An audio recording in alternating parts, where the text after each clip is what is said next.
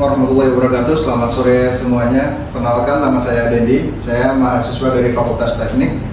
Di kesempatan saat ini saya akan membahas tentang tema politik, khususnya partisipasi masyarakat terhadap politik di daerah masyarakat Bekasi.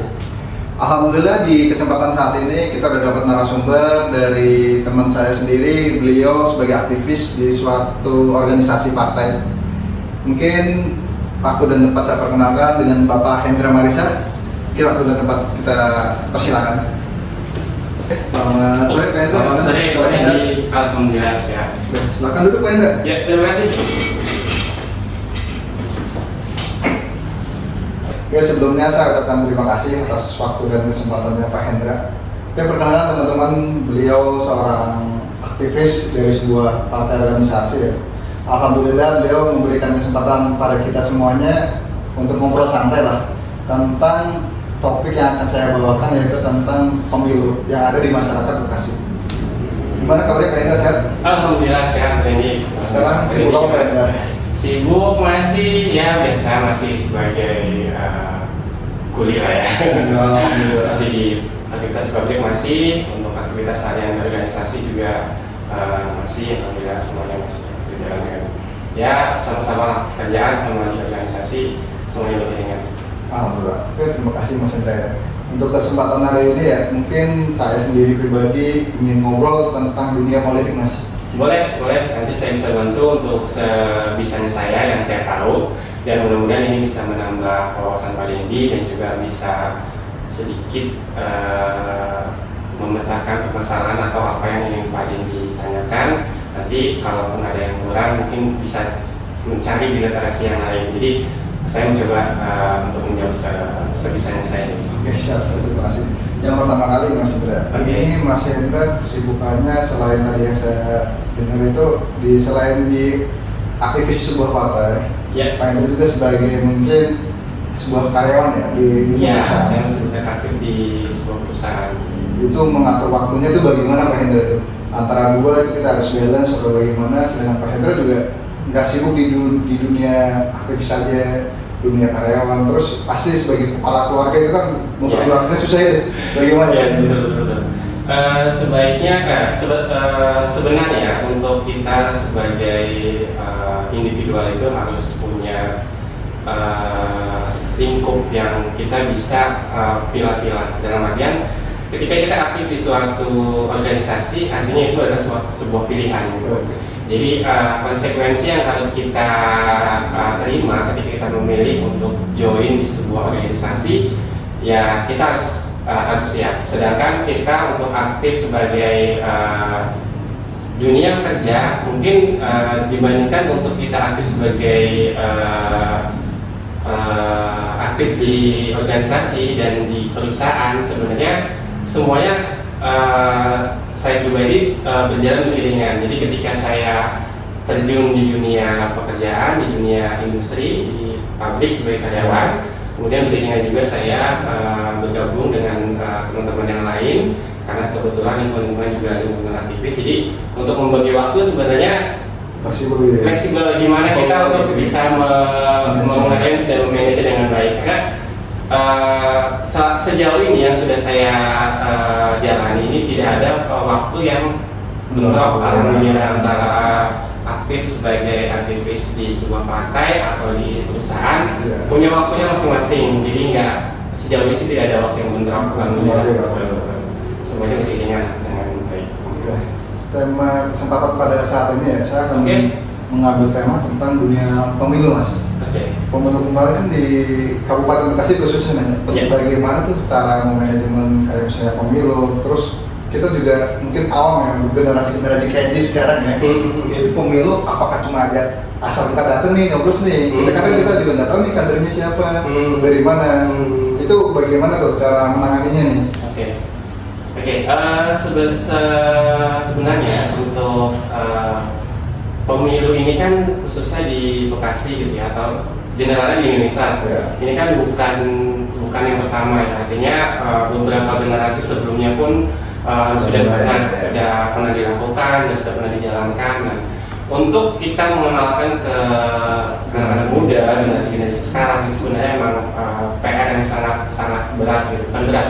PR yang sangat perlu dipikirkan juga gitu bagi teman-teman yang mungkin aktif sebagai aktivis di sebuah partai. Karena kenapa?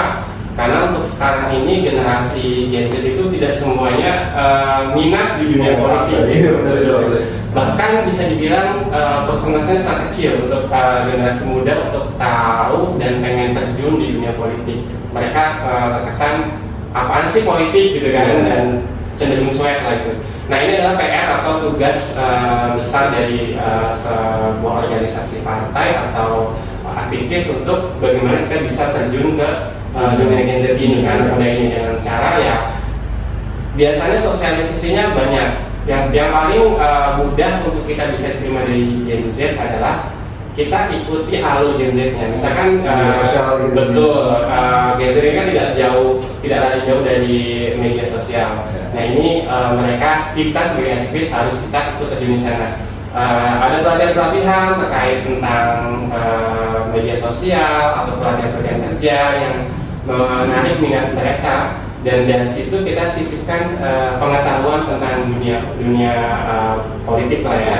Nanti dari situ kita bisa ketahuan atau mana-mana yang minat ke politiknya ada atau yang tidak ada. Kalau yang ada kita bisa saring, kita bisa berikan pelatihan lebih dalam lagi, kita bisa rekrut, dan bagaimana untuk mereka bisa akhirnya bisa bergabung dan masuk ke sebuah organisasi ini sebagai aktivis muda pastinya. Paling kurang lebih seperti itulah yang biasa dilakukan. Untuk bagaimana menjadi pemilih yang cerdas, itu harapan saya ke generasi Gen Z pertama, bagaimana kita menjadi pemilih yang cerdas. Kemudian untuk penyelenggara pemilu, harapan saya adalah bagaimana supaya ke depannya pemilihan umum ini, baik pemilu legislatif ataupun pemilu-pemilu yang lain, pilkada dan sebagainya macam itu, ditata lagi supaya hal-hal yang atau kita bicaranya pemilu yang sebelumnya ini pasti ada catatan. Ya, betul. Catatan ini harus kita perbaiki supaya pemilihan berikutnya di 5 tahun berikutnya ini sudah ada perubahan. Apa-apa yang terjadi di pemilu sebelumnya, terutama yang hal-hal tidak baik, ini kita improve supaya di pemilihan berikutnya itu tidak terjadi lagi.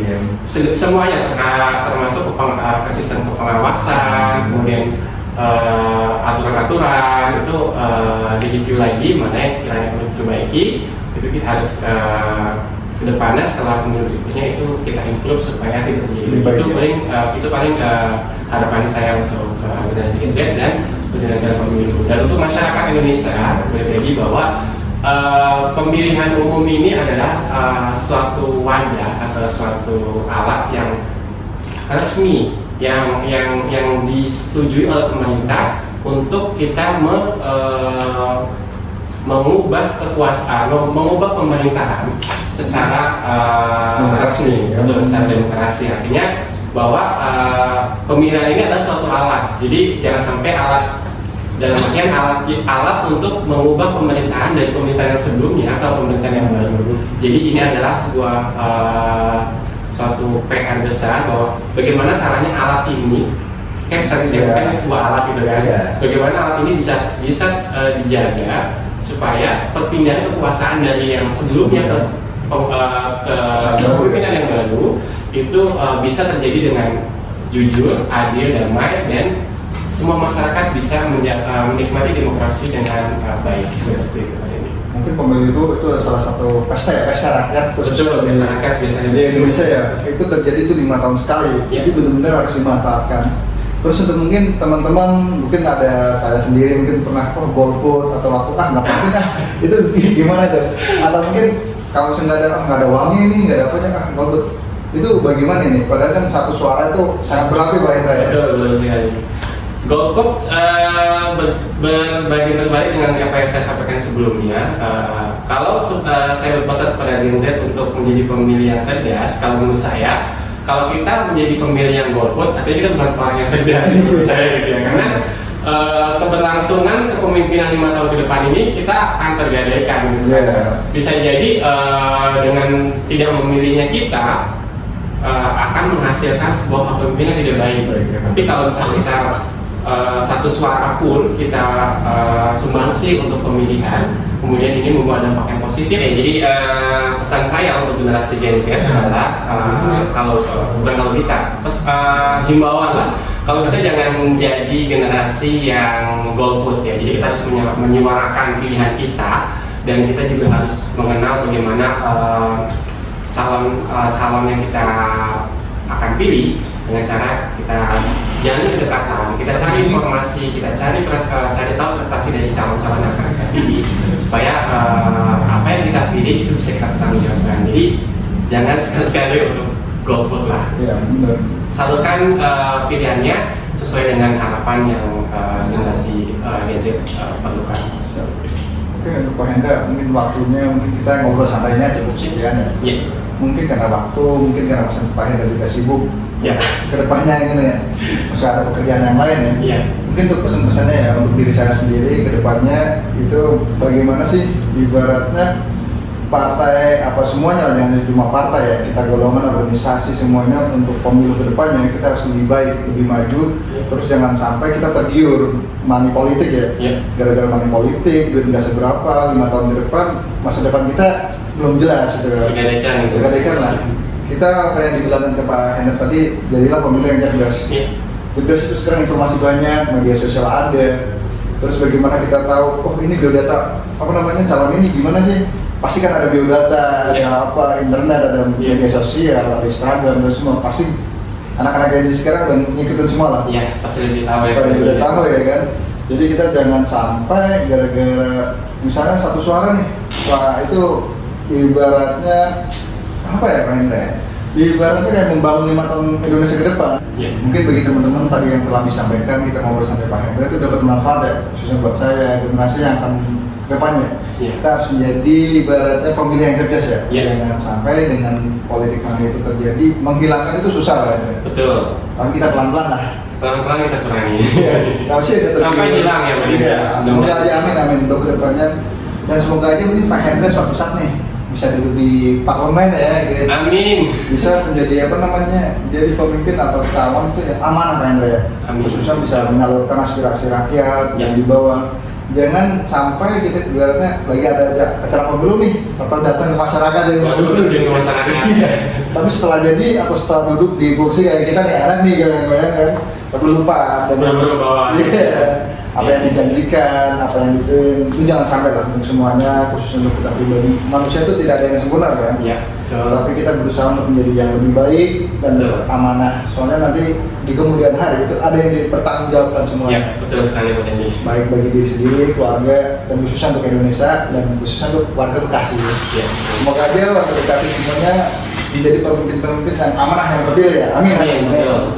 Dan semoga juga para calon penerusnya itu menjadi ibaratnya penerus atau calon generasi yang cerdas, milenial ya, ikutin ibaratnya tren digital, tapi kita harus ibaratnya harus bijak lah dalam menggunakan semuanya.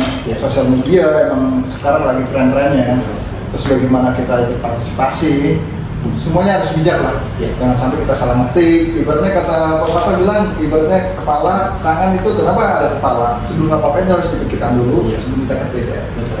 Semoga pertemuan ini, perbincangan ngobrol santai ini dapat bermanfaat buat kita pribadi dan buat teman-teman yang menonton. Mudah-mudahan bermanfaat.